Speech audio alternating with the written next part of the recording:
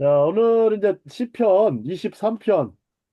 자, 이 전반부는 지난주에 강의를 했고요. 오늘은 이제 후반부. 누가 사망의 음침한 골짜기로 다니는가에 대해서 나눠보도록 하겠습니다. 자, 본문을 보시면 내가 사망의 그림자 골짜기로 걸어갈지라도 나는 두려워하지 않으리니 주께서 나와 함께 계시기 때문입니다. 이렇게 현대적으로 해석을 해놨습니다. 원래는 이제 사망, 즉 데스가요. 히브리 성서 본문에는 없어요. 그러니까 사망의 음침한 골짜기니까 아마 문학적으로 표현하면은 굉장히 칠흑 같고 암흑 같은 상태를 얘기하는 것입니다. 아니면 인생에서 아주 가장 힘든 시기, 가장 견디고 어렵고 고통스럽고 가장 힘든 시기가 아닌가 생각이 듭니다. 그러니까 골짜기 끝에 있는 것이 아니라 골짜기의 중심부 안에 있는 것입니다. 우리도 그럴 때가 있는 것 같습니다.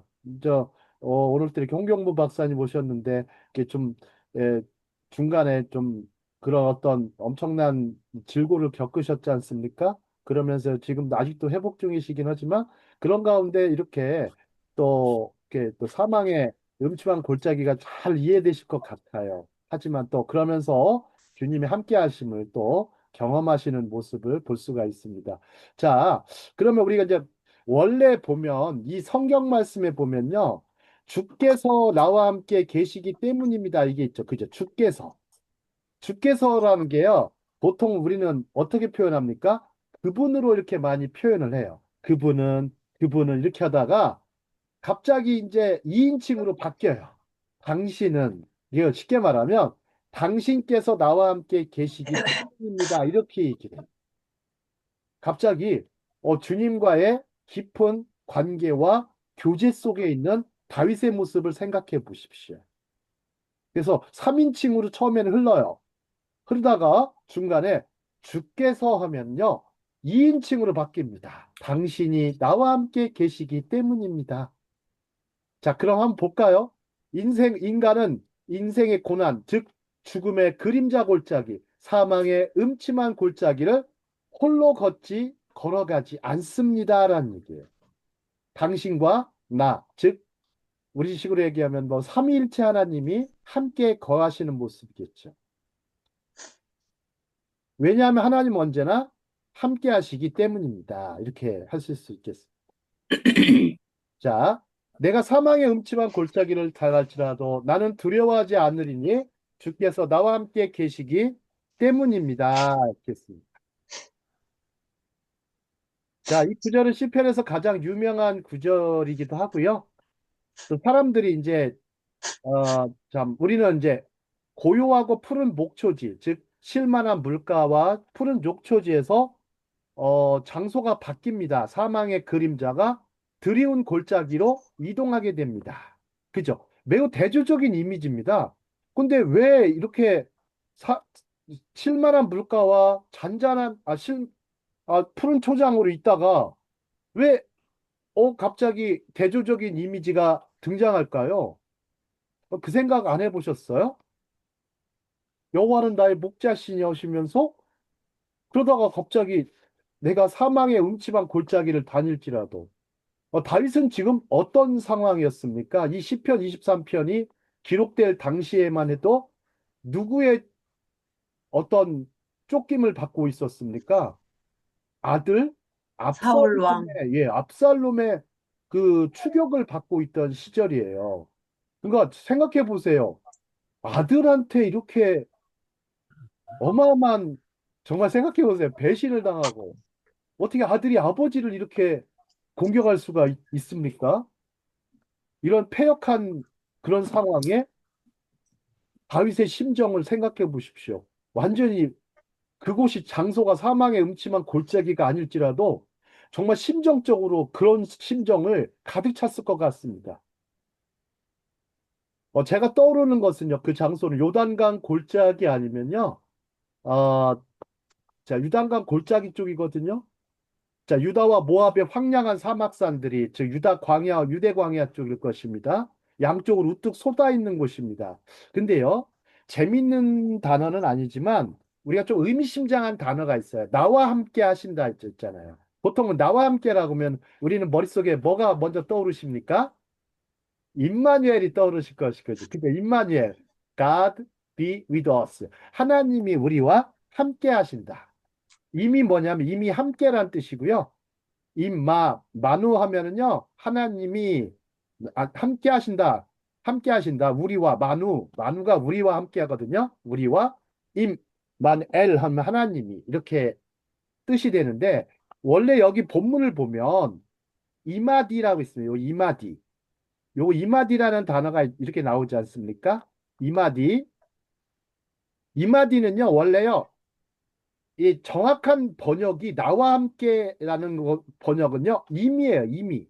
옆에 보시면 요 임이라는 단어가 있어요. 임이가 나와 함께인데, 이마디의 정확한 해석은요, 서다라는 의미가 있어요. 서다. 즉, 여기서는 원래는 아마드에서 이렇게 왔어요. 아마드.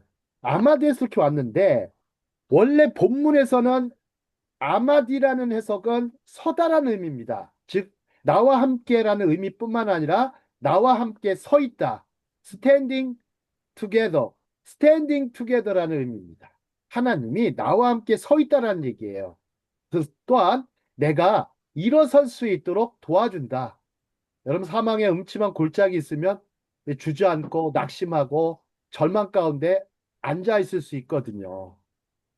앉아 있을 수 있거든요.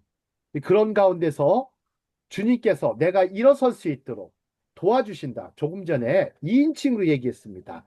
당신께서 나를 일으켜 주실 수 있도록 도와주신다. You raise me up. 그 여러분들 그 CCM이 떠오르시죠? You raise me up. Do 네, more than I can be. 내가 여러분 내가 스스로 일어날 수 있으면 참 좋지만 내가 스스로 일어날 수 있으면 참 좋겠지만 그러나 함께 일어나신다. 그러면 주님도 이렇게 어찌 보면 우리가 해석을 해보면 주님도 우리가 넘어지실 때 같이 넘어지시는 분이라는 걸 우리 생각해 볼 수 있어요. 자, 우리가 좀 영적인 묵상을 하게 되면 그렇게 되는데요. 자, 그러면 우리가 이제 그래서 이 랍비 이츠하크라는 분이 있었어요. 옛날 분인데 탈무드 페사킴인데 이 기원전 여러 기원 후 5세기 이후에 작성된 탈무드였기 때문에 자, 내가 사망의 그림자 골짜기를 지날지라도 주께서 나와 함께 계심으로 나는 두려워하지 않겠습니다. 라는 뜻이에요. 나는 두려워하지 않겠습니다. 이 말씀은 무슨 뜻입니까? 자, 이 이차크라는 랍비는 야자나무의 비유를 합니다. 이 사람은 한 그루의 야자나무 그늘 아래에서 자고 또 달빛 아래에서도 자는 사람입니다. 여러분 야자나무 잘 생각해 보세요. 그쪽에 가보시면 그 유대광야 쪽으로 가면 야자나무들 또 요르단 쪽 가보시면 야자나무들이 참 많습니다. 보통 이제 거기서 잠을 자거나 혹은 달빛 아래에서 잠을 자는 걸 연상해 보실 수가 있어요. 근데 한 그루의 야자나무 그늘 아래에서 자는 사람과요. 여러분 한 그루 말고요. 다른 야자나무의 그림자가 같이 있는 사람이 있어요. 그죠? 야자나무 한 그루와 야자나무 두 그루가 있다고 생각해 보세요. 그러나 다른 야자나무의 그림자가 그에게 드리워진다면 우리는 아무런 문제가 없다고 말합니다. 이렇게 얘기하는 거예요. 이거 좀 말이 어렵죠? 비유와 은유로 되어 있는데 여러분 생각해 보세요. 하나의 야자나무가 하나가 있다가 다른 야자나무가 같이 드리워져 있다면 여러분도 어떨 것 같으세요? 좀 더 안심이 되겠죠. 그죠? 자, 우리 성경 말씀을 보면 좀 이해가 안 되실 수 있으니까 우리 창세기에 보시면 2장에 보시면 하나님께서 아담에게 뭐라고 하셨습니까? 사람이 독처하는 것이 옥처하는 것, 혼자 있는 것이 좋지 아니하다. 로토브라고 하셨어요. 로토브. 에카드. 혼자 있는 것이 좋지 않다. 네, 혼자 있는 것이 좋지 않다 보니까 함께 하시게 만들었어요. 함께 하나가 되도록 만드셨죠. 그게 바로 부부죠. 부부. 가정이죠. 그래서 둘이 한 몸을 이룰지로다 이렇게 했습니다. 그래서 혼자 있는 것이 안 좋다라는 거예요. 그래서 하나님께서는 혼자 있는 것이 안 좋으니까 배필을 배필을 주시고 또한 하나님이 직접 우리 인생들과 함께 하시기로 작정하신 거예요. 작정하신 거예요. 자, 홀로 서 있는 나무 그늘에 앉는 것은 위험할 수 있지만 두 나무의 그늘 아래 있는 것은 그렇지 않죠. 여러분들 그럴 때가 있지 않습니까? 친구랑 혼자 이렇게 혼자 가려면 여러분들 그런 얘기가 있잖아요. 아프리카 격언인지 인디안 격언인지 헷갈리는데 빨리 가려면 혼자 가고 멀리 가려면 함께 가라는 말이 있죠. 그죠? 또 인생이 또 인생은 혼자의 이야기가 아니고 함께의 이야기라고 말을 하죠. 그렇다면 이것은 하나님과의 동행을 말씀하는 것일 것입니다. 자, 랍비 이츠하크는 이렇게 얘기한 거예요. 우리가 좀 어둠 가운데, 우리가 빛 가운데 참 있으면 참 좋겠지만, 또 어둠 가운데 있을 때, 자, 서로 공감해주는 연결이 있을 때, 우리는 좀 외로울지라도 견디고 버텨낼 힘을 갖게 되는 것입니다.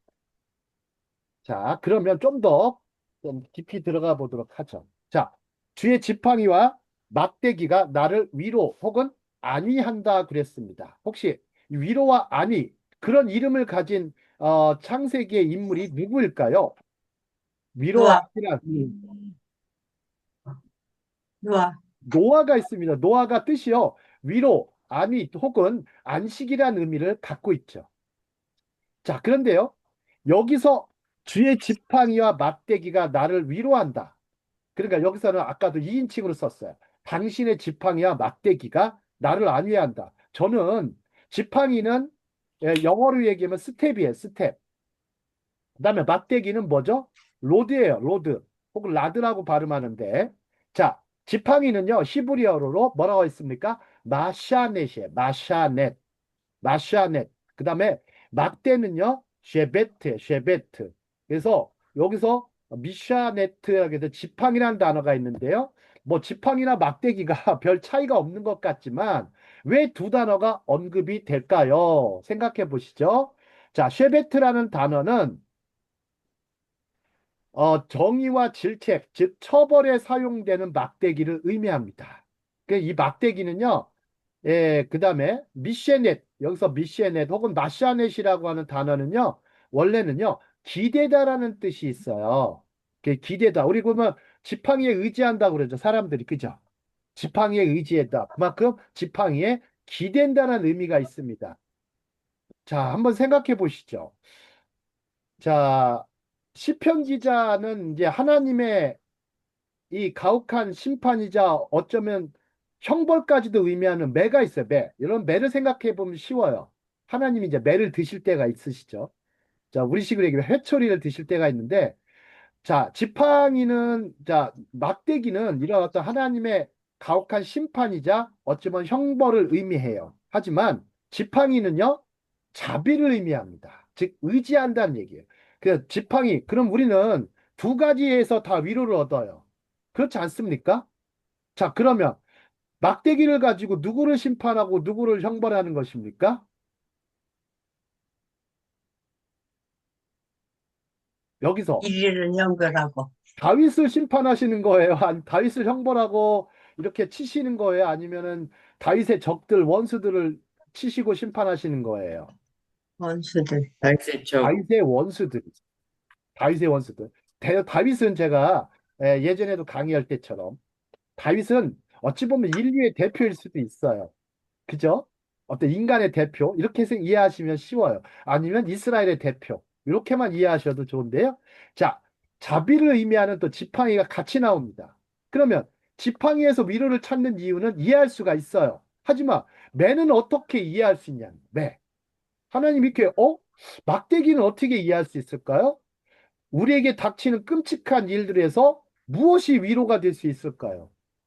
여러분들 끔찍한 일을 겪어보면 당장 뭐부터 받고 싶으세요? 여러분 위로. 끔찍한 일을 겪어요. 위로부터 받고 싶으실 거예요. 그죠? 위로와 위안을 먼저 받고 싶으시죠.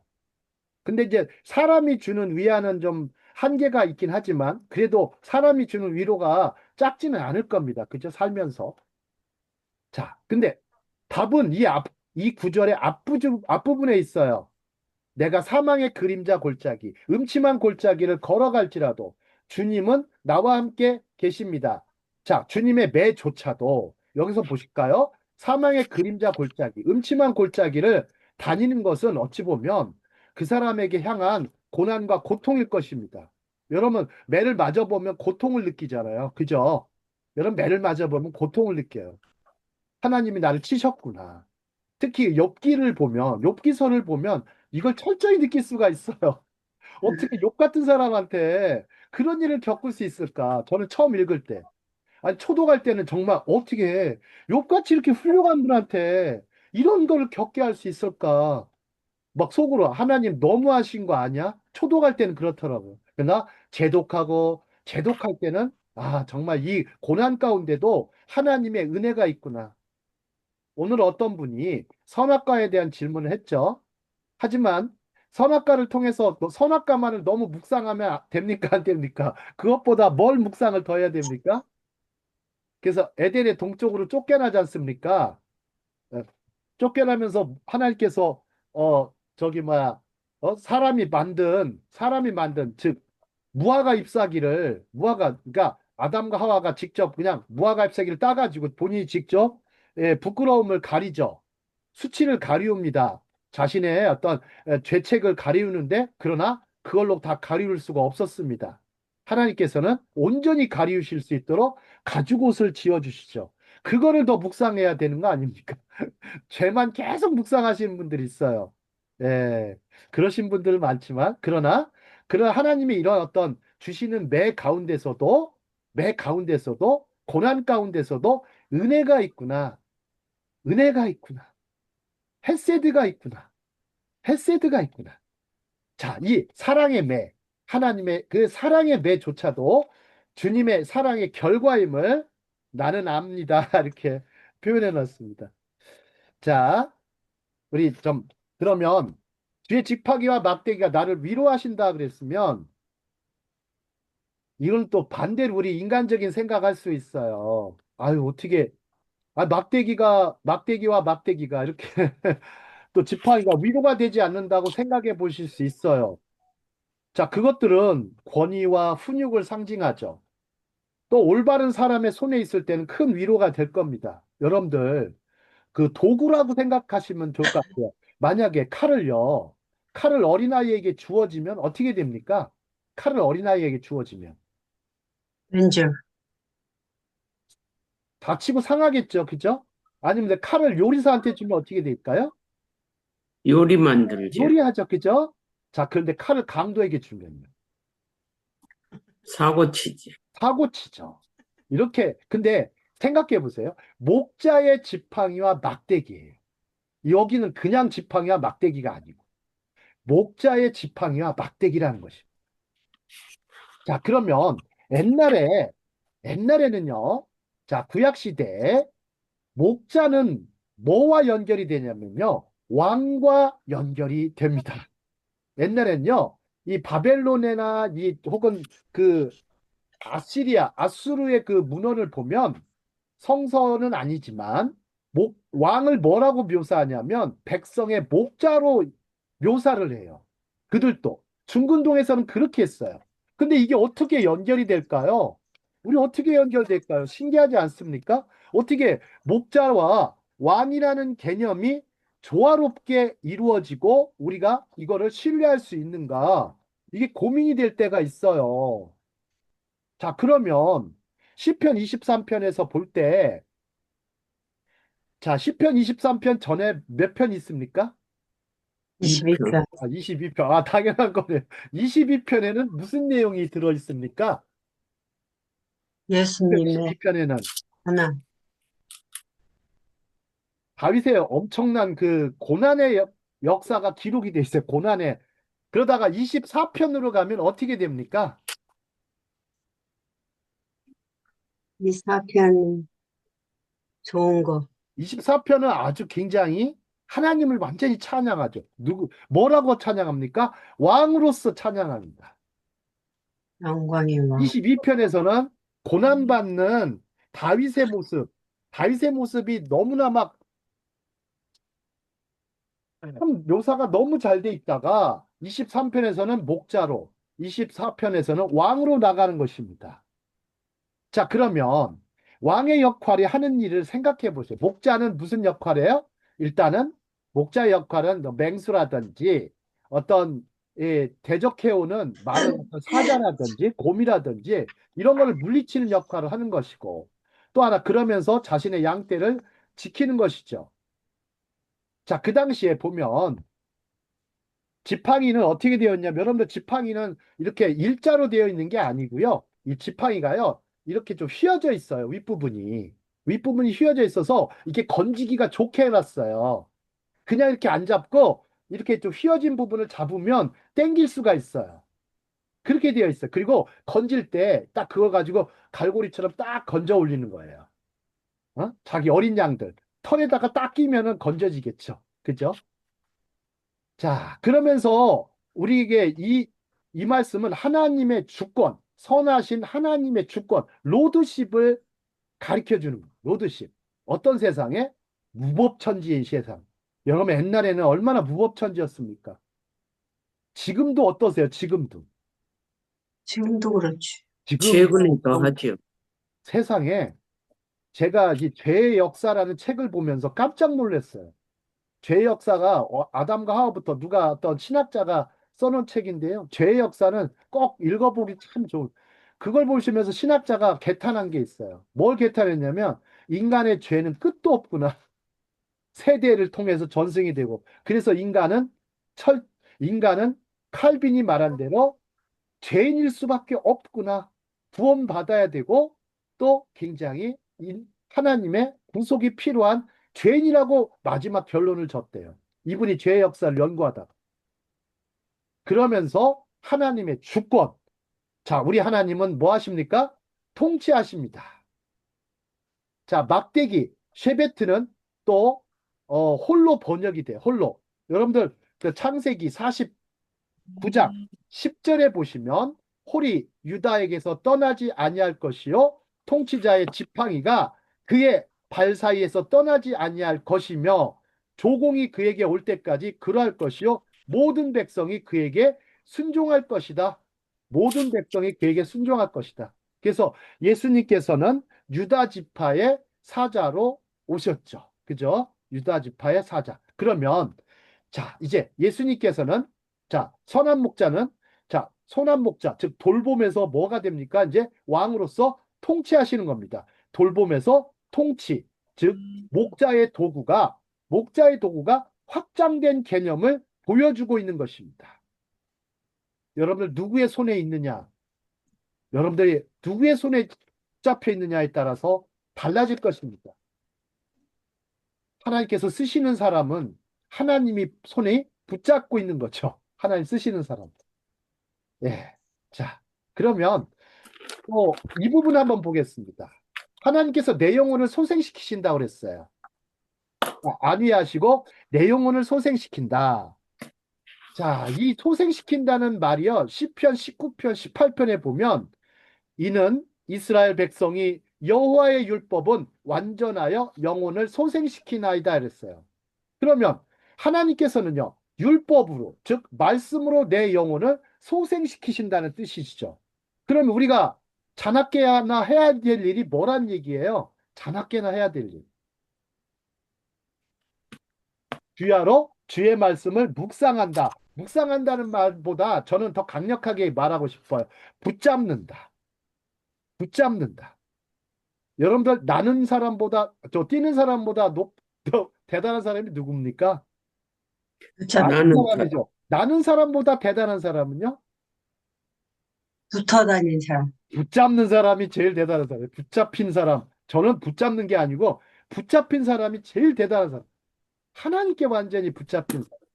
말씀의 검에 그냥 사로잡힌 사람. 자, 우리는 이 출애굽의 역사와 또 연결을 안 할 수가 없습니다. 하나님께서 나를 자비의 길로 인도하신다라는 뜻은요. 만나와 메추라기, 샘물과 영광의 구름으로 쉐키나로 인도하시는 것을 의미합니다. 이러한 것들은 내가 공로가 있어서가 아니라 하나님의 이름을 위하여 주시는 것입니다. 레마안 쉐모라고 했어요. 제가 히브리어로 레마안 쉐모. 그분의 이름을 위하여 내가 사망의 음침한 골짜기를 지날지라도, 여기 다시 한번 말씀드릴게요. 내가 메마른 광야를 걸을지라도 주께서 나와 함께 하심으로 나는 두려워하지 않겠습니다. 라는 뜻입니다. 자, 그러면 여러분들 사망의 음침한 골짜기, 메마른 광야가 어떻게 표현이 되냐면 출애굽기에서는요. 13장 21절. 자, 한번 이 부분 읽어보실까요? 우리 은숙 성사님 읽어주시겠습니다. 여호와께서. 여호와께서 낮에 구름 기둥으로 그들 앞에 가시니라 자, 라고 밤에는요, 말씀하십니다. 불기둥으로. 그죠? 밤에는 구름기둥, 낮에는 구름기둥, 밤에는 불기둥으로. 여러분들 구름기둥 보신 적 있습니까? 여러분 광야에 가보시면요, 놀라운 일이 펼쳐질 때가 있어요. 광야에요, 갑자기 구름이 낄 때가 있어요. 항상 햇볕은 쨍쨍했는데, 구름이 딱 끼면요, 그 햇빛을 가리워요, 구름이. 그게 구름기둥 같은 역할이에요. 그래서 굉장히 시원합니다. 이게 왜냐하면 구름 기둥이 있으면 다닐 수가 있어요. 근데 만약에 그게 없으면요, 단 여러분들요 30분도 못 걸어요. 정말 걷기 힘들어요. 몇 도입니까? 온도가 45도, 평균 47도. 여러분 사막에요, 평균이요 47도입니다. 여러분 50도 정도 되는 데를 걸어보세요. 이건 정말 엄청 뜨겁습니다. 견디기 힘들어요. 거기다가 뭘 지고 가야 됩니까? 여러분 짐도 많이 지고 가야 되지만 물을 엄청 지고 가야 돼요.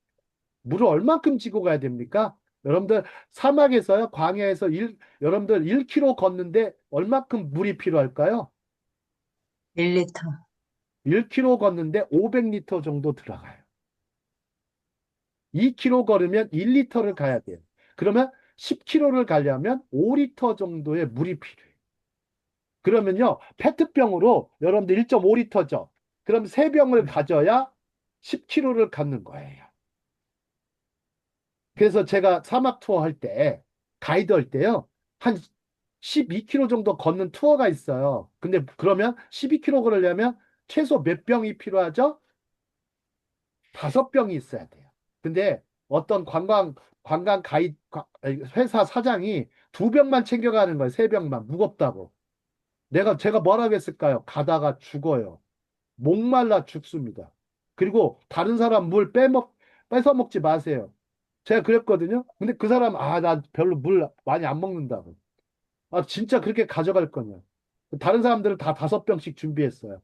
그래서 혹시 불안해가지고요, 제가요, 가방에요, 2병을 더 넣었어요. 7병. 1.5리터 7병을 여러분 메고 가보세요. 얼마나 힘든지 아십니까? 근데 그분이 가다가요, 한 6km, 7km 가다가 탈진되기 시작해. 갑자기 거기서 쓰러져 가지고요. 그런데 물을 달라고 안 하는 거예요. 그래서 급하게 물을 먹였는데, 먹여서 다행히 이제 소생이 됐죠. 여러분 보세요. 영혼이 소생하는 일이 벌어져. 생수가 필요한 거죠. 자, 주의 지팡이와 막대기가 나를 위로하시나는요. 막대기는 주의 징계지만 지팡이는 뭐예요? 주의 율법이로다. 말씀이로다. 사랑의 말씀. 우리 온유하시고 겸손하신 주님의 말씀. 이 말씀의 검이죠. 말씀의 검. 자, 이분 에즈라라는 분이 있어요. 자, 유대교 쪽에서는 최고의 주석가 중에 하나인데요. 시편 23편 6절 첫 반부를 보시는데, 내 영혼 혹은 육신을 위한 선함과 타인에 대한 친절함으로 그들이 하나님을 섬기도록 가르쳐 그들이 일상이 될 때까지 계속해야 합니다. 여러분들 선하심과 하나님의 인자하심, 남한테 친절함, 그것이 일상이 되도록 계속 가르쳐야 된다는 거예요. 만약 내가 잠시라도 선함을 버리려 한다면 선함이 나를 따라올 것이기 때문입니다 했는데요. 이 부분은 어, 이 부분은 나를 따르리니라는 대목인데요. 예, 다음 장에서 보도록 하죠. 다음 장에서 이 부분을 좀 이따가 제가 설명하겠습니다. 자, 이제 어디로 가냐면 주께서 내 원수 앞에서 내게 상을 차려 주셨도다 그랬습니다. 자, 우리 5절 한번 보실까요? 5절. 주께서 내 원수의 목전에서 내게 상을 차려 주시고가 나오죠. 자, 하나님은 그러면 상을 차려 주셨다. 여기서 여러분들 주께서 내 원수, 네, 원수는 여러분들 좀 전에 이제 말씀드렸고요. 자, 내게 상을 차려주셨다. 여러분, 원수는 어디까지 포함됩니까? 여러분들, 사탄 마귀까지가 원수입니다. 사탄 마귀까지. 아셨죠? 사탄 마귀까지 원수예요. 왜요? 이 원수들이 어때요? 다 마귀적인 사람들이니까. 아시겠어요? 그러니까 그러는 겁니다. 자, 내게 상을 차려주셨도다. 여러분들 생각해 보세요. 이 식탁이 크기가, 식탁을요, 히브리어로 슐칸이라고 그래요. 슐칸. 슐칸이 식탁인데요. 이 식탁의 크기는 얼마 정도 될까요? 여러분들 식탁을 잘 생각해 보세요. 지난 강의 때 제가 뭐라고 했습니까? 유대 사상에서 식탁은 성전의 진설병처럼 제단과 같은 의미를 가진다고 했죠.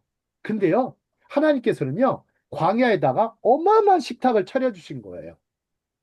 그죠? 만나와 매출하기 위한 식탁을 생각해 보세요. 거기에 물이 들어가고, 생각해 보세요. 광야에 200만 명이 넘는, 모르겠어요. 몇 명인지 모르겠지만, 이 구름같이 허다한 이스라엘 백성들한테 어마어마한 식탁을 차려주십니다. 자, 그런데 이 식탁은 우리는 그냥 밥 먹는 장소로만 우리는 그렇게 생각하기 쉽지만, 자, 히브리식 사고에서는 완전히 또 달라져요. 히브리식 사고에서는. 자, 이 다섯 번째 줄 볼까요? 우리는 그분께 초대받아 식탁에 앉아 그분과 교제하며 시간을 보낼 수 있습니다. 단순히 식탁은 급하게 음식을 사 먹는 것이 아닙니다. 유대 사상에서, 히브리 사상에서 식탁은 성전의 진설병처럼 제단과 같은 것입니다. 즉, 하나님과 만나는 장소입니다. 더욱이 하나님은 원수 앞에서 우리에게 이처럼 특별한 대접을 해주십니다. 자, 은숙성 선생님 이 부분 읽어주시겠습니까? 우리는 그분의 보호 아래 잔치 식탁에 앉아 편히 쉴 수 있지만 원수는 그저 바라볼 수밖에 없습니다. 다윗은 위인과 불의한 자, 그분의 백성과 원수의 운명이 얼마나 극명하게 대비되는지를 보여주고 있습니다. 악인들은 그 큰 잔치에서 제외되지만 하나님께서 사랑하는 자들을 위해 붉은 양탄자를 깔아주시는 모습을 그저 바라보며 이를 갈 수밖에 없다. 이를 갈면서 참, 이 달란트의 비유하고도 너무 흡사한 말씀일 수 있겠지만, 자, 여러분들 내 원수 앞에서 상을 차려주셨다. 상을 차려주셨다. 자, 광야에 거대한 식탁을 차려주셨다. 이거 무슨 말씀이 연상됩니까? 우리 사복음서에 다 등장하는 예수님의 잔치. 오병이어 생각이 나시죠? 오병이어로 5천 명을 먹이는 사건을 생각해 보실 수가 있어요. 하나님께서는요, 누구에게나 일반 은총을 다 베풀어 주시죠. 그죠? 다 먹을 수 있게 하지만 아마 이것은 저는 일반 은총에다 넘어서 특별 은총이라고 생각할 수가 있어요. 그죠? 특별히 베풀어 주신 거잖아요. 아주 스페셜 푸드를 주신 거예요. 왜 그런 거예요? 아니, 심지도 않고 거두지도 않은 것을 이렇게 주신 거잖아요. 자, 그러니까 우리가 보면 그 쉐마가 참 위대한 말씀인 거예요. 하나님을 사랑하는 자에게, 그 사랑하는 자에게, 식탁을 차려주시는 그 모습, 상을 차려주시는 모습을 생각해 보십시오. 그래서 쉐마와도 연결이 되는 말씀일 수 있습니다. 자, 그 다음에 주께서 내 머리에 기름을 부으셨습니다. 여러분들, 여기서 말하는 기름은 무슨 기름일까요? 여러분들, 올리브유? 올리브 기름이죠. 그죠? 감람유예요. 감람유를 부어주시죠. 이 감람유 기름을 붓는다는 것은 어떤 의미입니까? 왕, 메시아, 왕, 메시아, 또 선지자, 선지자, 그것도 있지만요. 그렇지. 보통은요, 훌륭한 좋은 손님이 오면 집주인이요, 그 머리에다 기름을 이렇게 발라줬대요. 살짝 찍어가지고. 살짝 찍어서, 올리브 기름 찍어서 머리에 살짝 발라주고 축복해주는 의미입니다. 그 유대인들의 그 히브리 전통에 보면 그 집에 들어왔을 때 기름을 살짝 발라요. 근데 여러분들 향유 부인 여인 기억나시죠? 향유 부인 여인은 예수님의 어디에다 기름을 붓습니까? 머리에 머리, 붓지 않습니다. 어디에 기름을 부어요? 발, 예수님의 발에다 기름을 붓고 자신의 머리털로, 그렇죠? 자신의 그 올리브 기름이 있는 머리털로 이렇게 아마 예수님의 발을 씻기셨을 것 같아요. 예? 아주 거룩한 누님이세요. 저희들한테는 거룩한 언니고요. 거룩한 누님이십니다. 정말 이런 분들. 자, 다윗은 하나님께서 보내신 선지자 사무엘에게 일찍부터 소년 시절에 이미 기름 부음을 받았습니다. 다윗은 하나님께 선택받고 은혜를 입은 자였습니다. 그는 하나님의 승인과 인정을 받아 왕이 될 운명이었어요. 왕 사람이에요. 왕과 사는 남자예요. 진짜. 메시아라는 단어는 기름 부음을 받은 자, 목적을 위해 기름 부음을 받은 자를 의미하죠. 하지만 그러나 이 시편이 메시아에 관한 시편임에도 불구하고 여기서는요, 다른 히브리어 단어를 써요. 메시아, 여기서 마시아크를 안 쓰고요. 여기서 무슨 단어를 쓰냐면요. 기름이 다른 단어가 있어요. 데쉔. 여기서 메모리, 데쉔이라는 단어가 사용돼요. 여러분들 약간 달라요. 이렇게 안수한다는 의미라기보다는 데시엔이라는 단어를 씁니다. 자, 그런데 재밌게도요. 이 단어가요. 풀이요. 풀 있죠? 푸른 초장의 풀과 발음이 같아요. 풀도 대쉬거든요. 대쉬. 그래서 발음이 대쉬. 근데 기름은 대쉬엔 이렇게 돼요. 그래서 여기서 보시면 다른 곳에서 번제 후 재에 남은 기름을 가리키는 데도 사용돼요. 대쉬에는. 자, 그러면서 시편 23편은 메시아의 고난과 십자가의 처형, 그리고 우리를 향한 그의 희생을 거의 똑같이 묘사하는 중요한 시편 22편 바로 다음에 나온다는 점을 고려해 보셔야 돼요. 여러분들, 여기서 예수님께서 말씀하신 그리스도의 고난과 십자가 처형은 희생제사를 가리키죠. 그죠? 화목제물이라고 들었죠? 화목제물. 그리고 재에 남은 기름을 암시하는 것을 매우 적절할 수가 있어요. 이때 쓰는 단어가 데셴이라는 단어입니다. 이게 기름입니다. 그러니까 번제 후 남은 기름, 재에 남은 기름을 데셴이라고 쓰는 겁니다. 다윈 역시 기름 부음을 받은 자로서 시편에 자세히 기록되어 있듯이 여러 가지 면에서 큰 고난을 겪었어요. 메시아의 예표로서 큰 고난을 겪었죠. 그는 쉽지 않은 목적과 운명을 위해 선택받았지만 하나님의 은총을 누리며 그 선택받은 삶을 기뻐했습니다. 자, 주님께서, 이분 또 은숙성자님 오늘은 아나운서가 되셔서, 맑고 아름다운 목소리로 부탁드리겠습니다. 주님께서는. 맑은 사람 시키셔야죠. 빨리 하세요.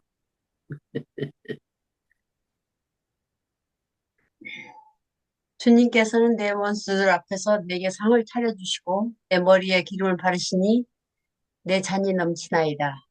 이 그림은 한 남자가 풍성하게 차려진 식탁을 앉아 있고 그의 적들은 분노에 차서 그 풍요로움을 막을 수 없어 지켜보고 있는 모습을 묘사하고 있습니다. 네. 자, 이제 중동식 식탁, 올리브유 이렇게 좀 말씀드렸고, 이 다윗의 왕위에 오르기까지 그 모습을 이렇게 담아놨습니다. 자, 이 풍성한 식탁, 기름 부음을 받은 자, 이거와도 관련이 있는데요.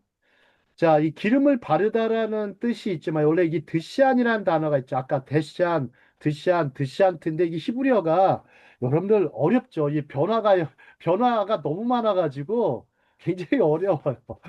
약간 품사 변화라고도 하는데 이 변화가 많다 보니까 뜻이 어차피 이제 굉장히 다양한 뜻이 나오게 되는데, 자, 여러분들 한번 기름을 바르다. 여러분 윤택하다라는 말 아시죠? 그래서 기름을 뭐라고 불러요? 윤활유라고 그러죠. 그죠? 윤기가 난다 그러죠. 그래서 무엇인가 비옥하게 만들거나 즐거움과 만족으로 가득 채우는 것을 의미하기도 합니다. 즉 풍성한 의미예요. 그래서 넘쳐 흐르다라는 거 번역되는 것은 레바야인데요. 레바야가 무슨 뜻이냐면 아주 흠뻑 적시다. 이런 의미가 있어요. 그러므로 이 구절은 양식과 더불어 풍요로운 개념으로 되돌려 놓죠. 풍요로운 개념으로 되돌려 놓습니다. 자, 이 광야 같은 세상, 이 무법천지고 굉장히 사망의 음침한 골짜기와 같은 이런 어떤 그런 시대와 세상에서 이런 풍성한 양식을 공급하여 주시고 또 예, 원수들 앞에서 상을 차려 주시는 우리 주님을 깊이 묵상하게 되는데요. 자, 한번 우리 이런 생각을 해봤습니다. 저는 그러면 우리가 믿음이 있는 사람들이죠. 그죠? 우리가 믿음이 있는 사람들입니다. 하지만 우리에게는 현실이라는 게 있어. 현실. 여러분들 현실이 어떠신 분들이 많은지 모르겠는데 이 현실 때문에 수많은 기도 제목이 생겨났어요. 그죠? 그렇지 않습니까? 아, 교회 가면 매번 저한테 부탁하는 게 있어요. 저한테 기도를 부탁하시는 분이 있고 저도 기도를 부탁해요. 아, 혹시 기도 제목 있으세요? 기도해 줄게요. 뭐 많이 저는 뭐라 그래요? 그냥 일주일 정도만 해주세요. 이렇게 해요. 계속 생각하며 기도하기는 힘드니까 일주일 정도 생각하셨다가 하시면 좋겠다고 하는데요. 자, 그러면 우리 깊은 믿음과 현실 인정의 조화를 생각해 보겠습니다. 여러분들, 깊은 믿음과 현실 인정. 다윗은 하나님을 사랑하고 깊은 믿음이 있는 사람이었습니다. 하지만 이 다윗에게 처한 현실은요, 아주 비극적이었어요. 아주 비극적이었어요. 자, 다윗의 현실 인정. 어떤 대목이 나옵니까? 일단 다윗의 현실 인정. 사망의 음침한 골짜기가 먼저 나옵니다. 그죠? 그 다음에 또 하나. 적들에게 둘러싸여 있는 것, 즉 원수들에게 둘러싸여 있는 현실을 또한 인정합니다. 그죠? 또 하나 인정하는 게 뭐가 있습니까? 다윗이 연약한 양의 모습을 인정하는 것. 연약한 양의 모습. 이게 다윗이 처한 현실이었어요. 자, 사망의 음침한 골짜기, 연약한 양의 모습, 적들에게 둘러싸여 있는 모습, 그 다음에 또 뭐가 있었습니까? 배고픔과 굶주림도 있었을 거예요. 그죠? 추위와. 그런 거 있을 것 같아요. 그죠? 굉장히 또 몸도 성치 않았을 거예요. 또 도망자의 모습도 다윗의 현실이었습니다. 자, 제가 이제 성경 공부하면서 이런 것들을 가끔 물어볼 때가 있습니다. 이제 각자에게 뭐 다 물어보긴 않겠지만 혹시 우리 저기 뭐야 윤빛나 시스터에 들어와 있죠? 네. 우리 저 강문혜 집사님 들어와 계신데 강문혜 집사님. 목사님, 저 지금 운전 중이라 아, 예, 그러시군요. 죄송해요. 네. 자, 자, 현실에 대해서 물어보고 싶었는데, 그러면서 우리가 보면 믿음과 어떻게 현실이 이렇게 조화를 이룰 수 있을까요? 자, 이게 참 어려운 것 같습니다. 근데 또 믿음과 현실이 여러분들 상황이 안 좋으면 어떻습니까? 감사가 나옵니까? 불평부터 나옵니까? 불평. 예. 이상하게 뭐 벌써부터 막 불평이 나오지 않습니까? 자, 근데 희한한 게요. 감사할 수 있는 조건에서만 감사하잖아요, 사람들은. 근데 감사할 수 없는 조건이 참 많은 것 같습니다. 그런 가운데 감사할 수 있는 게 진짜 감사겠죠. 자, 그런데 다윗은요, 이런 어떤 현실을 깊이 인정합니다. 그죠? 이게 되게 중요한 것 같아요. 사람들은 자꾸만 이런 현실을 인정하지 않고 그냥 하나님, 나한테 왜 그러세요? Why me 하면서 나한테 왜 그러세요? 이렇게 정말 원망할 때가 많고요. 또 하나 심각한 사람, 쓴뿌리를 뽑는 사람이 많죠. 아니면 가족 간에도 그런 일이 많고, 부부 간에도 마찬가지고, 자녀하고도 마찬가지고, 선생과 학생들 가운데 마찬가지. 서로 어떤 지인들과도 마찬가지일 것입니다. 감사하는 사람보다 현실에 너무 불평하고 악평하는 사람들이 험담하고 그런 사람들이 너무나 많은 것입니다. 자, 근데요, 깊은 믿음은 현실을 외면하지 않습니다. 이게 중요합니다. 시편 23편의 선물은 이러한 현실을 부정하는 것이 아니라 삶의 불가피한 어려움에 대비하는 가장 좋은 방법은 이미 기다리고 준비되어 있다라는 사실이에요. 즉, 타인과의 관계를 강화하고 여러분들 친절을 베풀고요. 우리도 사랑을 더 나누고요. 용서하고 섬기고 그다음에 하나님과 손을 맞잡고 하나님과 함께 서서 스탠딩 투게더 걸어가는 것임을 일깨워 주는 것입니다. 아우, 저는 이 생각하니까요. 막 전율이 나더라.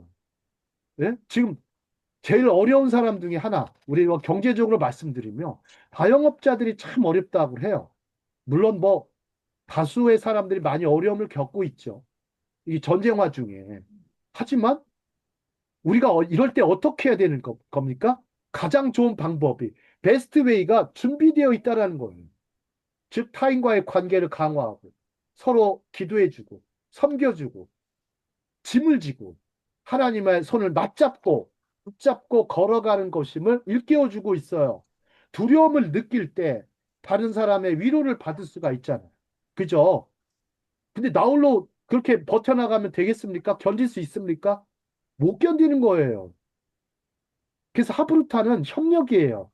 서로 사랑하면서 서로 공부하고 서로 가르치고 서로 섬기는 그런 활동이 바로 하브루타예요. 근데 여러분들, 나는 가끔 생각을 해요.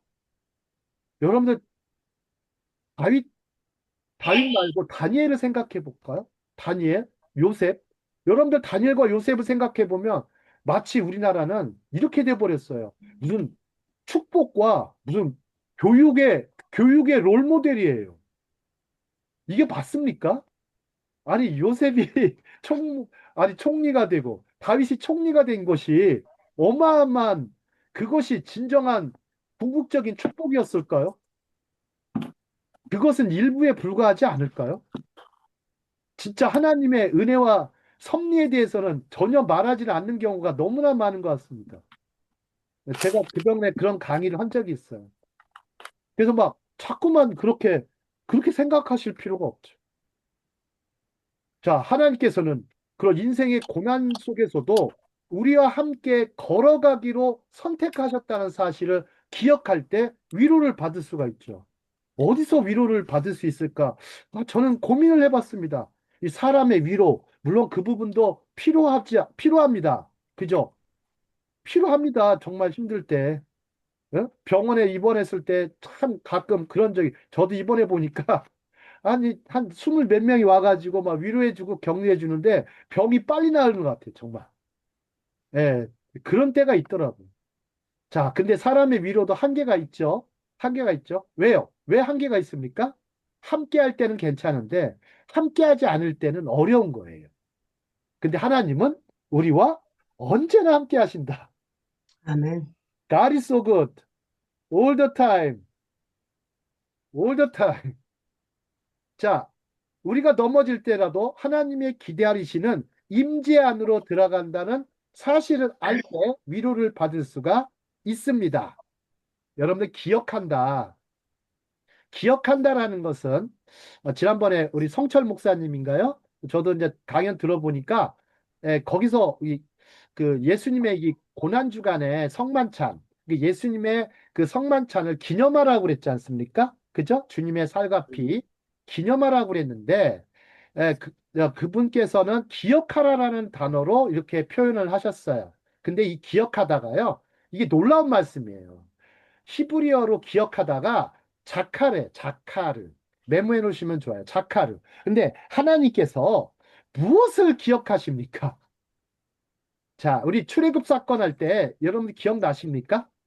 하나님께서 이스라엘 백성들의 뭐를 기억하셨어요? 노예들 그렇죠. 삶. 노예된 삶을 기억하셨어요. 그리고 이들이 부르짖는 것을 기억하셨어요.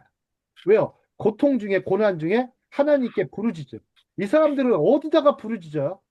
자신의 신세를, 자신의 고난을 부르짖을 대상이 있었나요? 여러분, 있었나요? 여러분들, 파라오가 목자입니까? 아닙니까? 목자 아닙니다. 왕이긴 해도 목자가 아니죠. 이 사람은 통치하는 게 아니고 뭡니까? 압제하는 거죠. 통치와 압제는 달라요. 근데 진짜 하늘에 있는 목자님께 기도하죠. 목자님, 어? 참 이스라엘 백성들.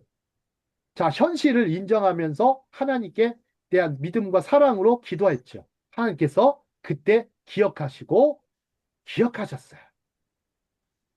또 요셉의 일생에도 마찬가지요. 하나님께서 요셉의 일생을 기억하셨어요. 또 다니엘과 세 친구들의 그 포로로 잡혀갔어도 그들을 기억하셨어요. 예? 그들이 왜 기억하셨을까요? 하나님을 우상보다 더 사랑하니까. 그리고 무엇보다 불평하기보다 감사했기 때문에 그들을 기억하셔서 어마어마한 상급과 축복을 주셨던 거죠. 그건 뭡니까? 보너스 같아, 보너스. 보너스. 그래서 이 자카르란 단어가 단순히 어떤 거냐면 여러분들 기억하시다 보니까 그래서 다윗의 고백이 맞는 거예요. 여호와는 나의 목자신 내가 부족함이 없으리로다라는 고백이 바로 하나님이 기억하시고 위로를 받았기 때문에 그런 것 같습니다. 다윗은 골짜기 한 끝에 있었던 게 아니에요. 뭐 동굴의 끝에 있었던 것도 아니고 골짜기 한 가운데에 있었습니다. 근데 그런 가운데 부족함이 없다라고 고백했습니다. 자, 히브리어 그때 에크사르라겠죠? 에크사르. 그게 뭐냐면 미완료 미래 시제예요. 미완료 미래 시제. 즉, 과거에도 부족함이 없었고 현재에도 부족함이 없을 것이며 미래에도 부족함이 없을 것이다라는 뜻입니다. 자, 하나님께서는 이스라엘 백성을 기억하셨다. 그럼 하나님이 어떤 사람을 기억하신다? 바로 하나님을 사랑하는 사람. 저는 그래서 오늘 이 리허설 하다가 로마서 8장 28절이 너무나 깊이 다가왔어요. 로마서 8장 28절. 자, 그 부분에 대해서는 끝날 때 여러분들 말씀드리겠습니다. 자, 나도 넘어지면 그분도 넘어지십니다. 어떤 랍비가 그렇게 해석했대. 주님이 왜 함께 하신다는 거죠. 내가 넘어질 때 같이 넘어지시고 또 일으켜 주시면서 함께 하신다는 것을 이렇게 표현해 놨어요. 나만 넘어진다고 생각하면 어떻게 됩니까? 나만 넘어진다. 우리는 일어나지 못하죠. 참 그런 것 같아요. 젊은 시절에는 그냥 넘어지면 어떻습니까? 자, 은숙성 그냥 젊은 시절에는 어떻습니까? 넘어지면 그냥 툭툭 털고 일어나면 되잖아요. 그죠? 네, 근데 나이 들어서 넘어지면 좀 어떻습니까? 참 일어나기 힘들다고 일으켜줘야죠. 말씀하시잖아요. 예. 나이 들으셔서 사업에 실패한 사람들, 혹은 전 사업이라고 안 할게요. 사역에 실패하신 분들도 많아요.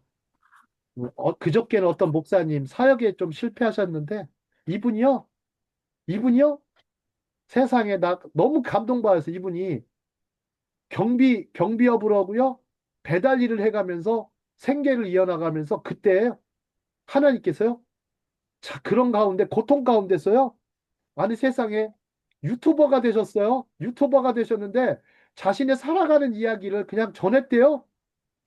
열정적으로 전했대요. 낙심하지 않고 유튜버 회원이 4만 명이 늘면서 그냥 하나님께서 막, 아, 이 참, 고난 중에도 함께 하신 하나님의 그 위로와 체험을 많이 했다고 합니다.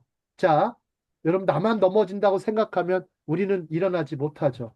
그러나 주님도 같이 넘어지신다고 하니 얼마나 큰 위로가 됩니까? 그래서 사도 바울은 로마서에서 뭐라고 합니까? 슬퍼하는 자들과 슬퍼하고, 웃는 슬퍼하고. 자들과 함께 울고, 또 웃는 자들과 함께 웃는 거죠. 그죠? 이게 기독교 상담의 핵심입니다. 서로 동질성을 갖고 공감할 때 회복과 터치가 일어나지 않습니까? 예, 그 주님도 넘어진다. 이제 참 랍비가 아주 해석을 참 잘합니다. 자, 우리 시편 23편은 히브리어로 야훼, 여호와 하나님 이름으로 시작이 되죠. 그죠? 근데요, 이, 자, 주님께서 나와 함께 하십니다라는 대목이 있지 않습니까? 그죠? 자, 함께 하십니다. 이 대목이 여러분들 어, 사절에 이렇게 나오지 않습니까? 그러면 사절에 이렇게 나오는데 그 사절의 전반부에는 26개의 히브리어 단어가 나오고요. 그 뒤편으로는 또 26개의 히브리어 단어가 나와요. 합치면 몇 단어입니까? 아우, 쉬운 둘. 쉬운 둘. 쉬운 두 단어가 나오죠. 그죠? 근데 그래서 주께서 나와 함께 하심이라 합쳐가지고 쉬운 다섯 단어가 나와. 메모해 놓으세요. 쉬운 다섯 단어가 나오는데 왜 앞에는 쉬운 26단어, 26단어 뒤에는 26단어가 나올까? 자, 이건 뭘 가리키냐면요. 여러분들, 인생의 전반부와 후반부를 나눠서 얘기하는 거예요. 그래서, 여러분들 혹시 제가 요즘에 준비하고 있는 기독 인문학 책이 두 번째 산인데요. 두 번째 산의 저자가 이 히브리서 시편 23편을 보고 나서 깜짝 놀래요. 첫 번째 산을 얘기하고 그러나 이 골짜기를 지나서 두 번째 산으로 갈 때 시편 23편을 인용합니다. 놀랍게도.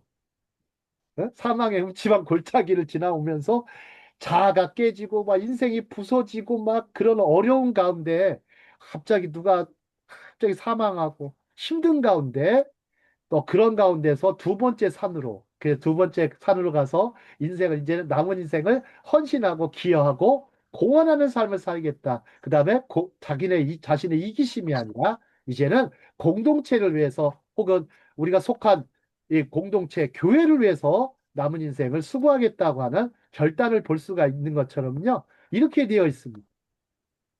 자, 그리고 마지막 끝에 가면요.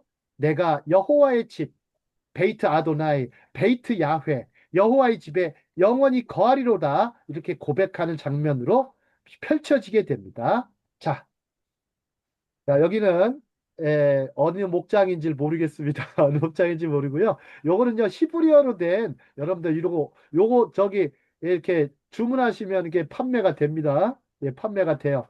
한국에서도 이렇게 판매를 합니다. 여러분들 이렇게 한번 구입하셔서 이렇게 참 걸어 놓으시면 참 좋을 것 같아요. 자, 그 다음에 다음 구절은 내 잔이 넘치나이다. 내 잔이 넘치나이다. 자, 여러분들 이게 잔이라는 단어 생각해 볼까요? 잔. 자, 잔은요, 예, 시편 23편에 등장한 이 잔은 어떤 잔일까요? 여러분들 생각해 보실까요? 무슨 잔일까요, 이 잔은?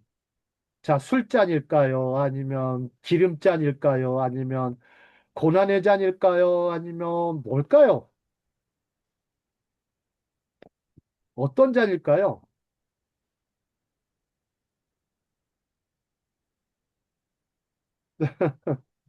잘 모르시겠죠? 그냥 인생잔, 대잔이 넘친다 했어요. 도대체 어떤 잔을 다윗이 들고 있었던 거죠? 자, 인생은 음, 이 다윗의 삶은요, 아시겠지만 전혀 쉽지 않았죠. 그런 높은 소명을 받았어요. 콜링을 받았어요. 막 기름 부으심을, 어노인팅을 받았어요. 또 그에 따른 또 큰 대가를 치러야 했어요. 위대한 인물은 다 이렇게 대가를 치르더라고요. 하나님께서 주신 놀라운 삶에 기뻐했어요. 그래서 잔이라는 개념은 또한 예수님께서 마셔야 됐던 고난의 잔이 여러분들 떠오르실 거예요. 자, 그분의 피로 맺으신 새 언약, 그리고 하나님 나라에서 새롭게 포도주를 마시게 될 것이라는 약속을 떠올려요. 여러분, 마태복음 26장 29절 보죠. 참 영적인 해석일 수 있겠지만요. 여러분들 아주 영적인 것이 여러분들의 우리의 현실이. 솔직히 말씀드릴게요. 우리의 현실은요, 영적인 거에 있어요. 진짜예요. 물질에 있는 게 아니에요. 자, 마태복음 26장 29절. 누가 한번 읽어 주시겠습니까? 26장 29절이 예. 없는데. 잠깐만요. 마태복음. 마태. 예.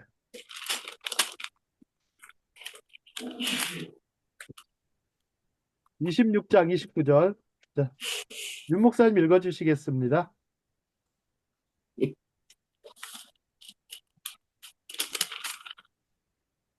29절. 예. 그러나 너희에게 이르노니 내가 포도나무에서 난 것을 이제부터 내 아버지의 나라에서 새 것으로 너희와 함께 마시는 날까지 마시지 아니하리라 하시니라. 네. 이거는요. 요거를 누가 이렇게 표현해 놨어요. 메시아의 잔치상이라고 표현했어요. 메시아의 잔치상. 그래서 누가복음 22장 16절에도 비슷하게 나와요. 좀 번거로우시겠지만 누가복음 22장 16절도 한번 읽어 보시겠습니까? 누가복음 22장 16절. 참 놀라운 말씀이네요. 정말 놀라운 말씀. 어메이징입니다. 정말. 누가복음 22장 16절. 16절. 내가 너희에게 이르노니 이 유월절이 하나님의 나라에서 이루기까지 다시 먹지 아니하리라 하시고 네. 음, 자, 하나님 나라에 임할 때까지 다시 먹지 아니하신다. 했습니다. 자, 메시아의 여러분들 내 잔이 넘치나이다 하는 고백은요. 바로 이런 고백이라고 할 수 있겠습니다. 자, 내 잔이 넘치나이다. 좀 전에 제가 이제 히브리어 이렇게 말씀을 드렸는데요. 이 잔이라는 개념, 우리가 좀 이 유대 신비주의 중에 카발라가 있습니다. 카발라니스트가 있는데요. 제가 이제 카발라라고 해서 한 학기를 제가 공부를 했는데 참 어렵습니다. 이건 얼마나 어려운지. 자, 여기서 잔에 대해서 얘기를 하는데요.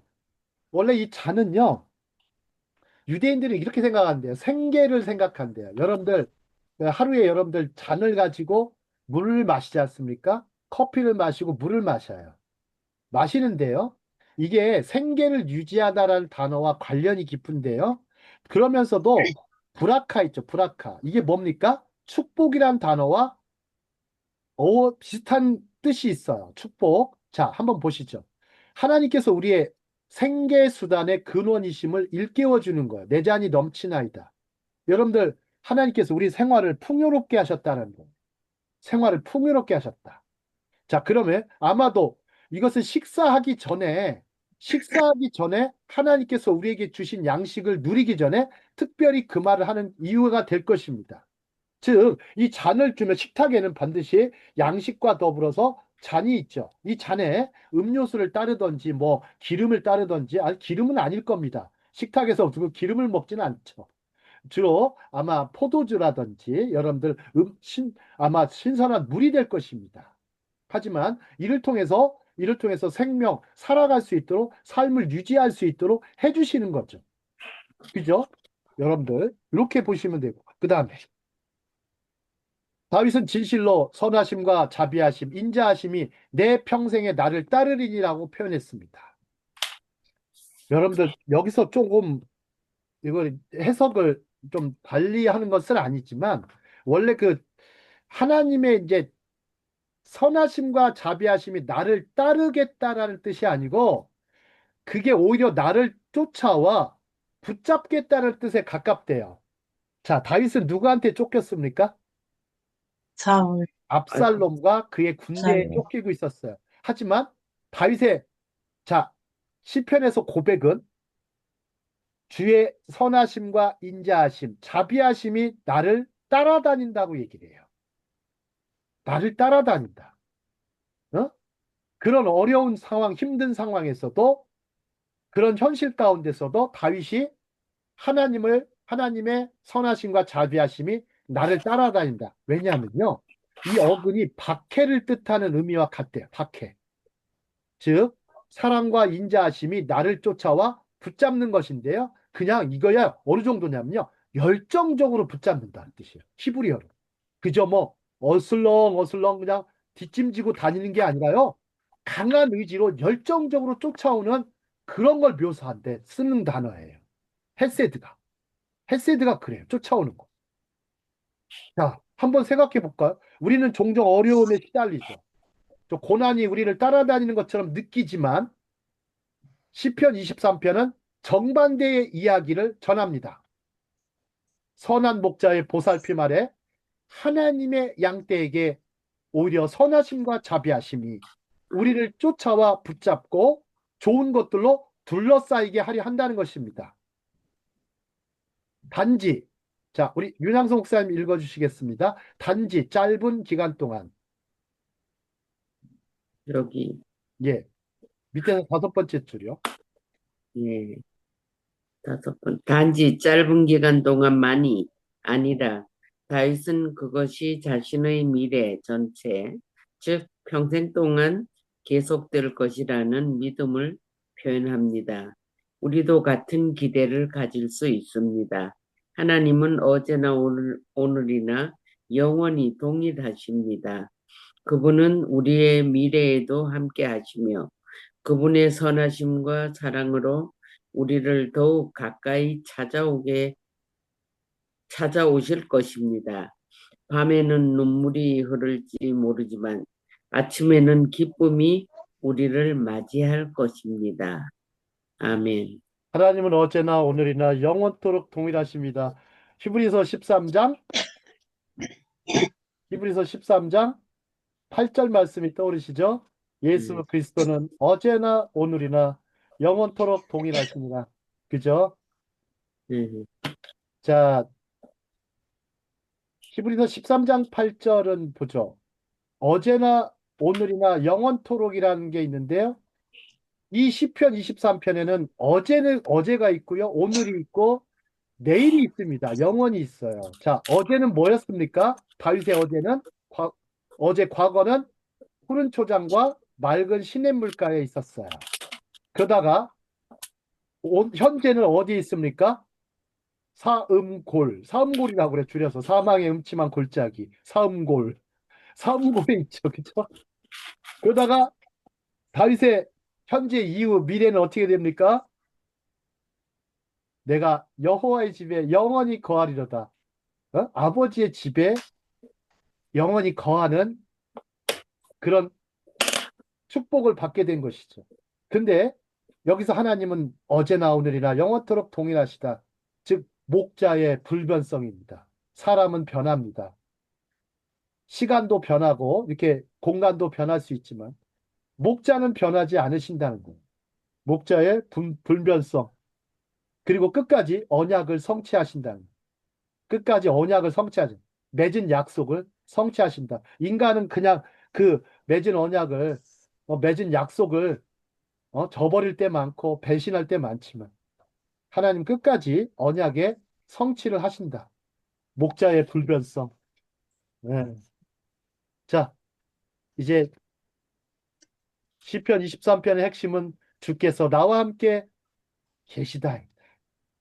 나와 함께 계시다. 우리와 함께 하시는 목자의 변함없는 임재가 이 시의 핵심입니다. 자, 그러면서 우리 또 생각해 볼 게 있어요. 우리를 회개시키시는 목자. 이게 무슨 말일까? 우리 3절로 가볼게요. 그가 내 영혼을 소생시키시도다라는 말씀이 있는데요. 이 부분은 좀 생각해 볼 문제가 있는 게요. 푸른 초장과 맑은 시냇물가 있을 때는 참 좋았습니다. 하지만 갑자기 길을 잃은 양을 생각해 보셔야 돼요. 길을 잃은 영혼, 집 나간 탕자, 잃어버린 드라카마, 잃어버린 양을 생각해 보셔야 돼요. 자, 시편 119편 176절. 누가 한번 읽어 보시겠습니다. 119편 176절. 시편 성경에서 제일 긴 장이 119편입니다. 자, 누가 한번 읽어 주시겠습니다. 176절.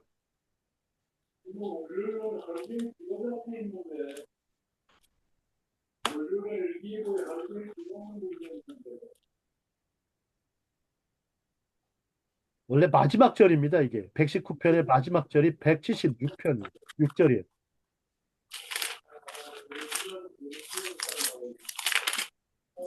자, 누가 한번 읽어 주실까요?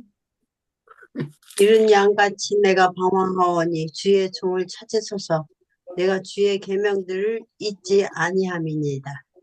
자, 이 말씀을 제가 오늘 다시 보는데 참 놀라웠어요. 내가 이른 양같이 방황한다는 거지. 다윗의 고백이에요. 맞아요. 자, 푸른 초장과 맑은 시냇물가에 있는 상황이 아닌 거예요. 어? 근데 주의 종을 찾으소서 이렇게 얘기를 해요. 다윗이. 이건 무슨 얘기냐면 목자 되신 하나님께서 찾으시는 장면이 연상이 돼요. 그죠? 그런데 뒤에서 뭐라고 그래요? 내가 주의 계명들을 잊지 아니함. 내가 주님의 말씀, 주님의 율법, 주님의 토라를 잊지 않고 있다. 응?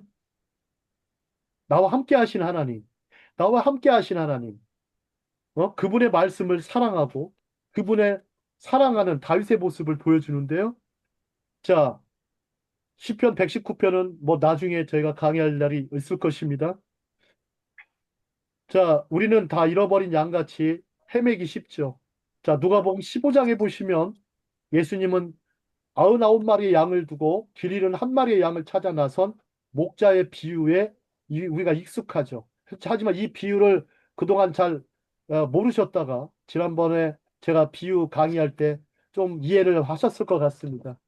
자, 이렇게 한 마리 양을 위해서 그다음에 예, 나아가는 모습, 참, 나 한 사람을 나 한 사람 참 우리가 보면은 우리가 집단 속에서 보면 나 한 사람의 가치가 별로 흐려지지 않습니까? 그죠? 그러다가 예, 있다가 없어지면 얼마나 정말 대단한 일입니까? 이 자식들이 평상시에는 잘 있다가 갑자기 미아가 한번 돼보세요. 난리가 나요. 막 저도 처대를 얼마나 찾아왔나 경찰서에서 제가요 경찰서에서 5번이나 찾아온 사람이 하도 없어져가지고 애는 이렇게 아빠 생각은 부모 생각이 안중에도 없어요. 그냥 자기 가고 싶은 대로 가더라. 참 너는 진짜 맨날 양양거린다고 그랬어요. 너는 진짜 양이다. 지금도 양이에요.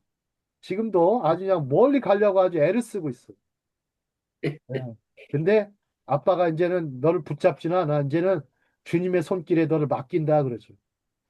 자, 99마리를 찾으시는 양의 비유, 목자의 비유를 자 얼마나 좋습니까? 근데요, 이 찾는다라는 개념은요, 회개와 관련이 깊어요. 왜요? 떠났을 때 우리를 따라와 다시 돌아오게 하시는 거죠. 여러분, 회개가 돌이키다, 돌아오게 하는 건데요. 여러분들요, 갈 때는 혼자 갔어요. 그죠? 갈 때는 혼자 갔어요. 잃어버릴 때는. 올 때는요.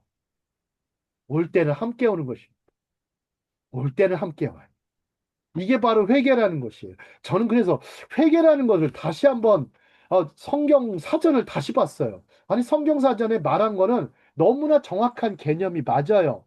너무서 맞아요. 죄로부터 돌이키고, 허물로부터 돌이키고, 잘못된 길에서 돌이키고, 바벨론에서 돌아오고, 잘못된 곳에서 돌아오고, 이거는 맞는데, 그때는, 그때는 하나님과 멀어졌던 상황이죠.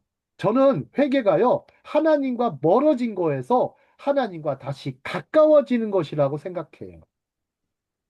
그래서 갈 때는 혼자 갔지만, 올 때는 함께 오는 것이죠. 사실 이 부분은요, 하나님께서, 자, 선한 목자 대신 하나님께서 우리를 회개시키는 부분이에요. 자, 우리 에레미야 5장 21절. 우리 에레미야 애가 5장 21절. 한번 보실까요? 에레미야 애가 5장 21절. 누가 한번 읽어 주시겠습니까? 에레미야 애가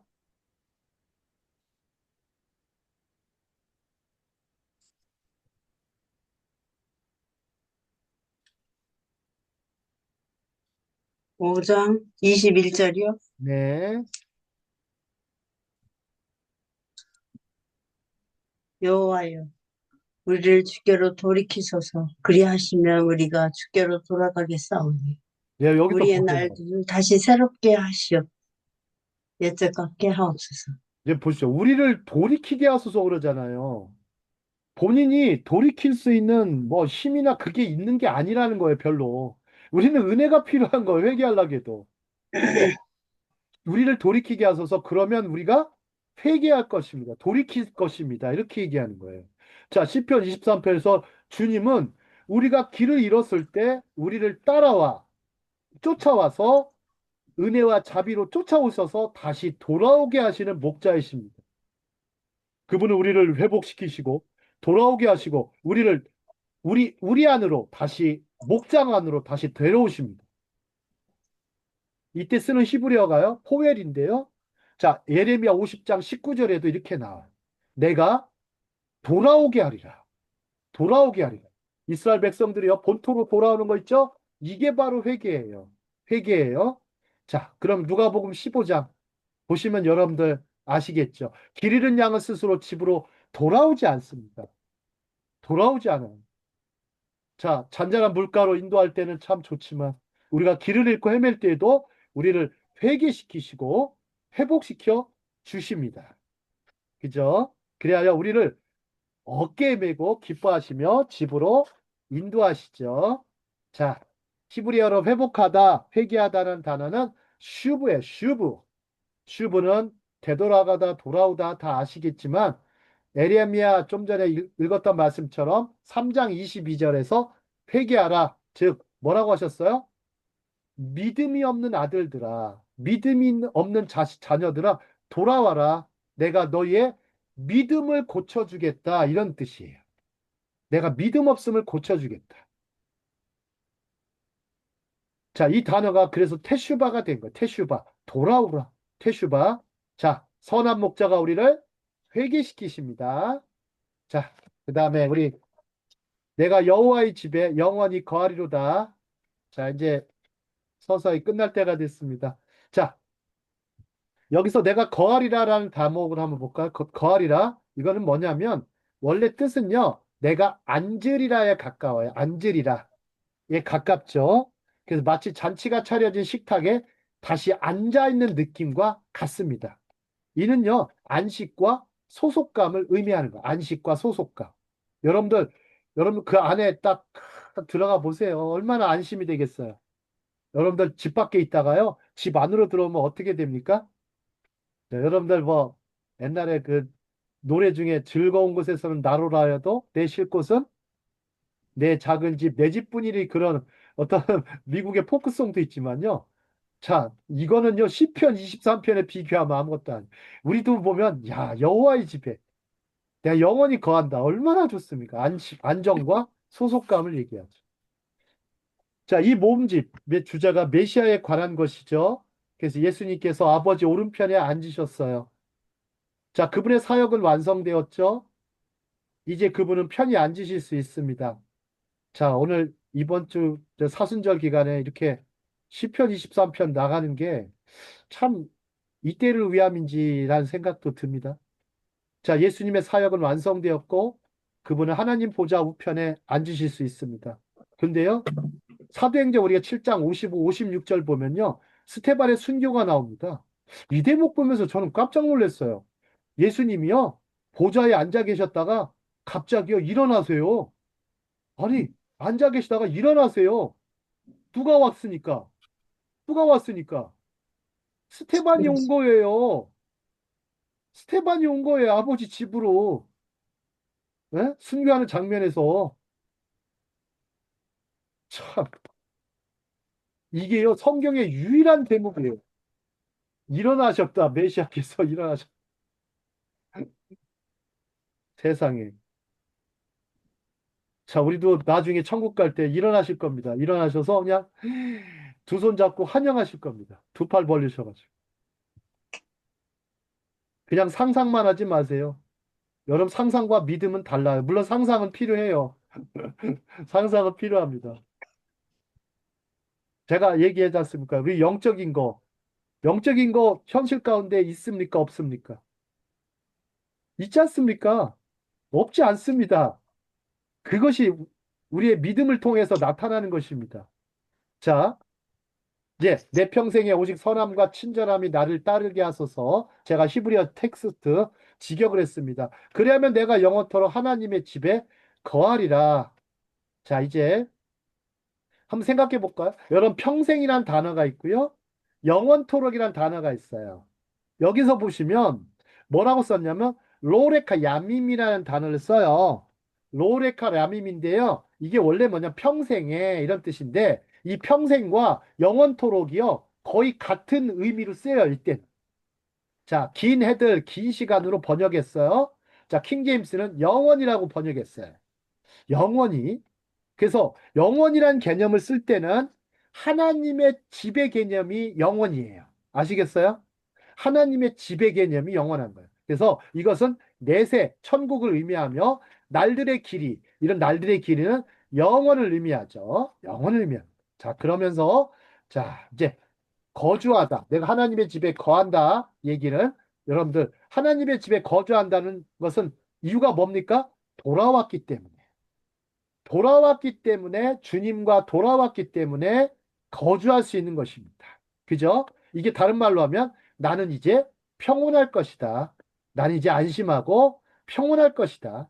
내가 머물 곳은 여기다. 나의 소속감. 내가 주님 안에, 주님이 내 안에 거하신다라는 것을 말씀하는 것입니다. 말씀하시는 거예요. 자, 이제 시편 23편과 27편은 쌍둥이 시편이라고 말을 해요. 오? 쌍둥이 시편? 아, 이런 게 있었나? 자, 우리 시편 27편에 이거 보시면 이미 해놨죠. 그죠? 잘 보세요.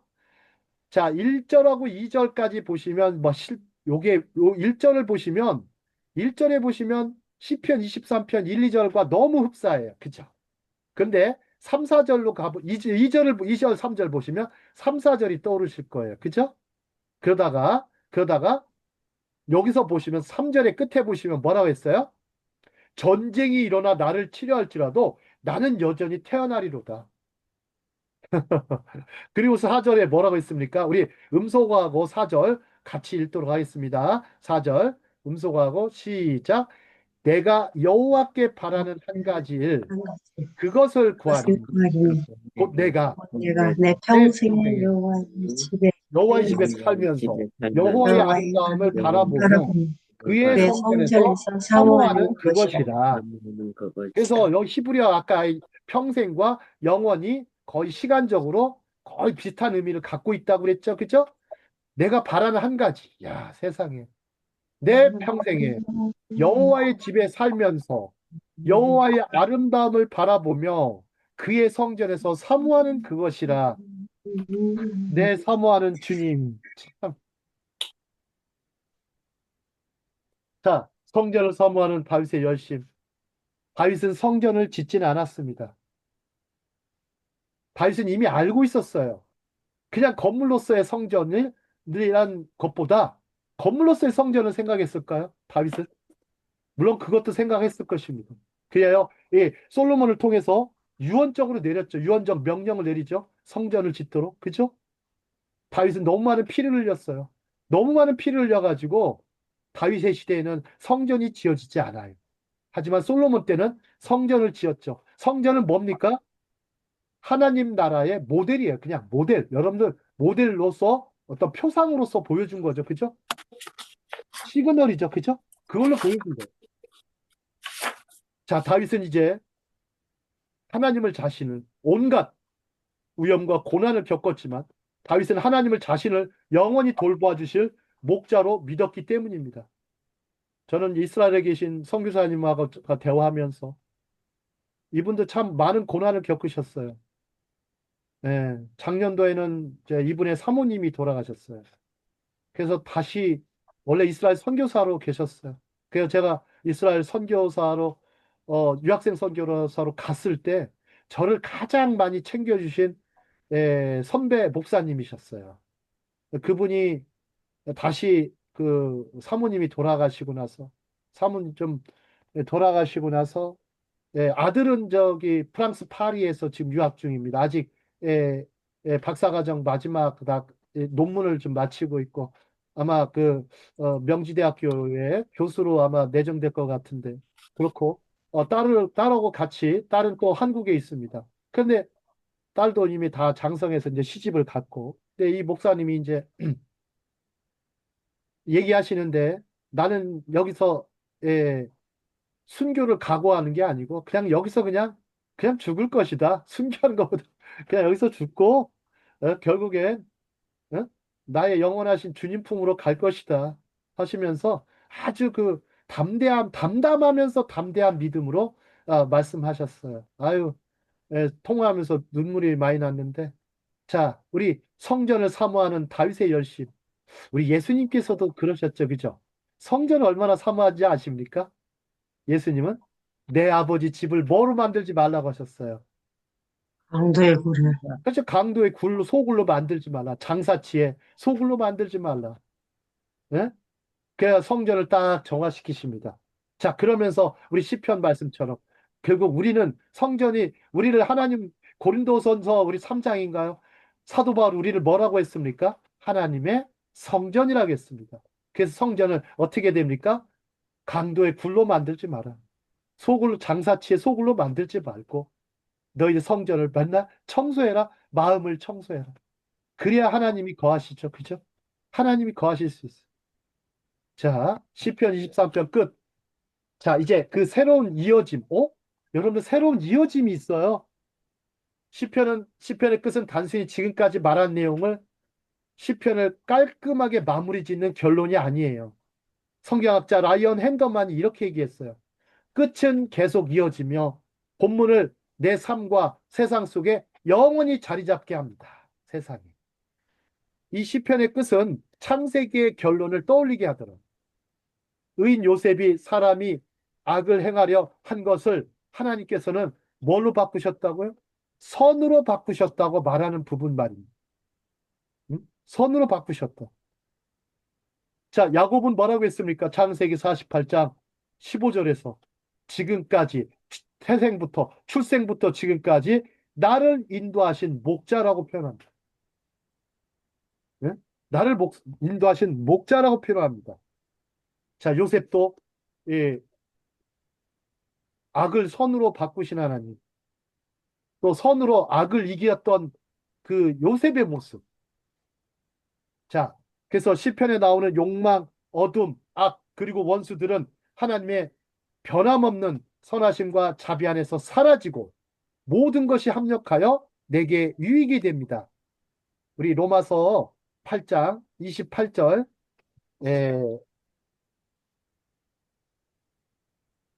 자, 한번 펼쳐서 읽어볼까요?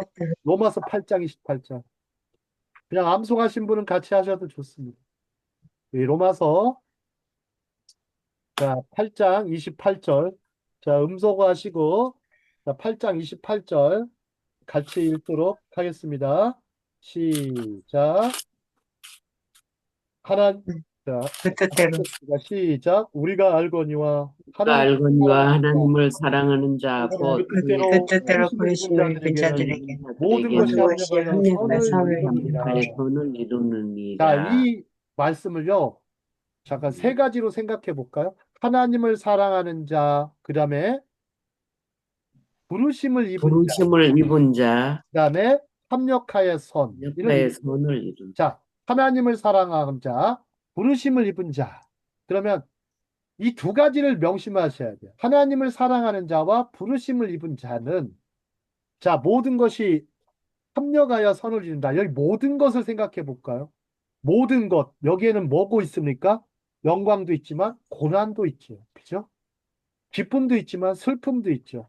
눈물도 있지만 울음도 있고 이 모든 것에는 나의 가족도 있고요. 그죠? 내가 속한 교회도 있을 것이고 나의 직업도 있을 것이고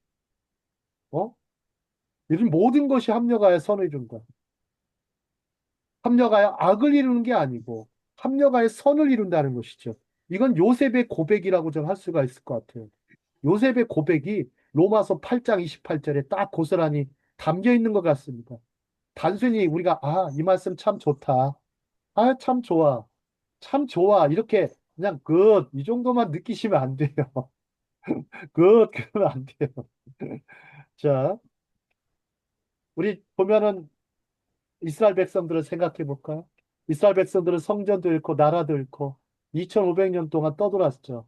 그때마다 떠돌면서 이 사람들이 딱 남긴 것이 뭡니까?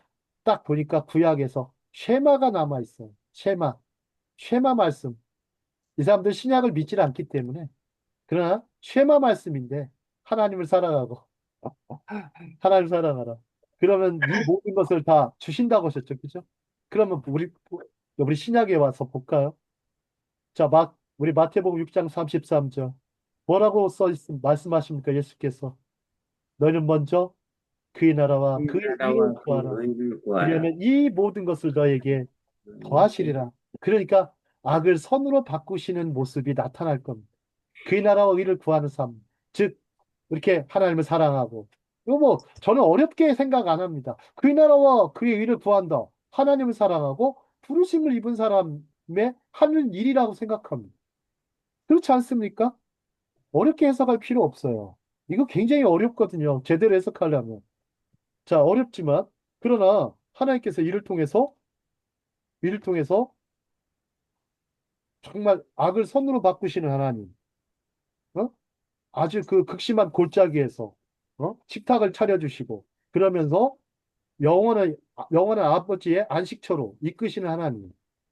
자, 그러면서 우리가 시각을 바꿔야 되겠습니다. 관점을요.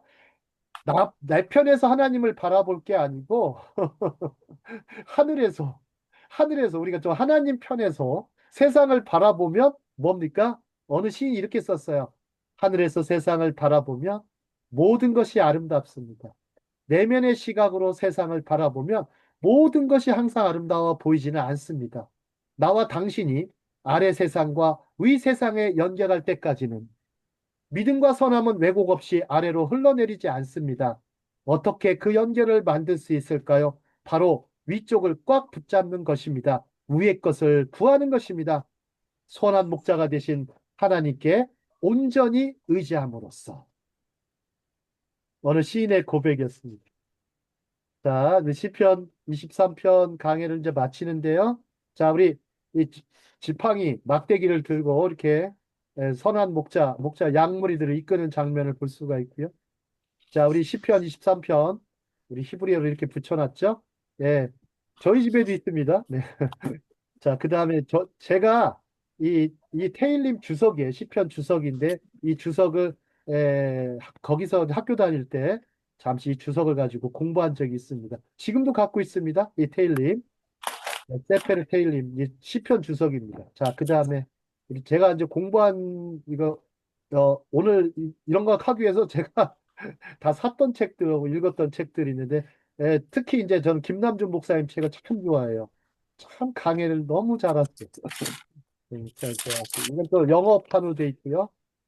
이런 것들인데 제가 이제 예, 이건 이제 필립 켈러가 워낙 유명합니다. 이거는 네, 필립 켈러의 책들 여기 보시면 되고 자 여기도 뭐 다른 시편들 책들이 있습니다. 자 오늘 강의는 이렇게 마치기로 하고요. 다음 시간에는 우리가 시편의 두 번째 권인데 아마 이번 주에는 다음 주에는 못 할 것 같고 아마 다다음 주부터 좀 할 수 있도록 하고 아마 다음 주에는 이 데이비드 브룩스라는 어떤 이 사람이 유대인인데요. 기독교로 이 사람이 전환한 사람이에요. 전환하고 이 책을 써요. 그 책이 두 번째 산이라는 아주 훌륭한 책을 썼어요. 아주 제가 봐서 아주 굉장히 훌륭한 책인데 그거에 대해 제가 좀 기독 인문학 특강을 하도록 하겠습니다. 자, 장시간 강의 들으시느라고 고생 많으셨습니다. 감사.